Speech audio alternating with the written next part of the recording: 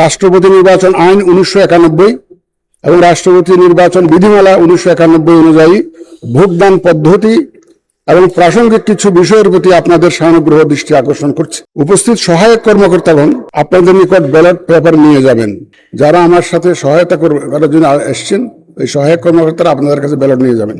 Ballot পেপারের মুড়িতে ব্যালটের ক্রমিক নম্বর, মাননীয় সংসদ সদস্যদের নাম, বিভক্তি নম্বর উল্লেখ আছে। এর নিচে নির্ধারিত ফাঁকা ঘরে আপনি পূর্ণ নাম স্বাক্ষর করে ব্যালট পেপার গ্রহণ করবেন। দয়া করে পূর্ণ নাম স্বাক্ষর করে ব্যালট পেপারটা গ্রহণ করবেন। আপনারা ব্যালট পেপার গ্রহণকালে অনুগ্রহ করে ব্যালট পেপারের মুড়িতে আপনার নাম মুদ্রিত আছে কিনা তা নিশ্চিত হয়ে নেবেন। ব্যালট পেপারে প্রতিদ্বন্দ্বী প্রার্থীদের নাম বাংলা বর্ণমালার আদ্যক্ষরের ক্রমানুসারে মুদ্রিত আছে। আপনার প্রার্থীকে তার নামের বিপরীতে নির্দিষ্ট স্থানে নিজের পূর্ণ নাম স্বাক্ষর করে ভোট প্রদান করবেন এবং সংরক্ষিত যে কোনো ব্যালট বাক্সের অভ্যন্তরে ব্যালটটি রাখবেন।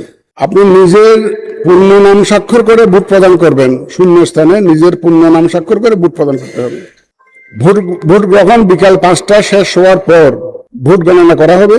বৈধ ভোটের সংখ্যাগরিষ্ঠতার ভিত্তিতে যিনি সর্বাধিক ভোট পাবেন তাকে প্রাথমিক নির্বাচিত হিসাবে এখানেই জানিয়ে দেওয়া হবে।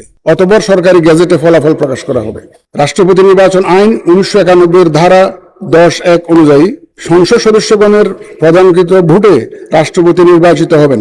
কাজেই ভোট প্রদানের পর এবং ভোট গণনাকালে সম্মানিত সংসদ সদস্যগণ সংসদ কক্ষে অবস্থান করতে পারবেন।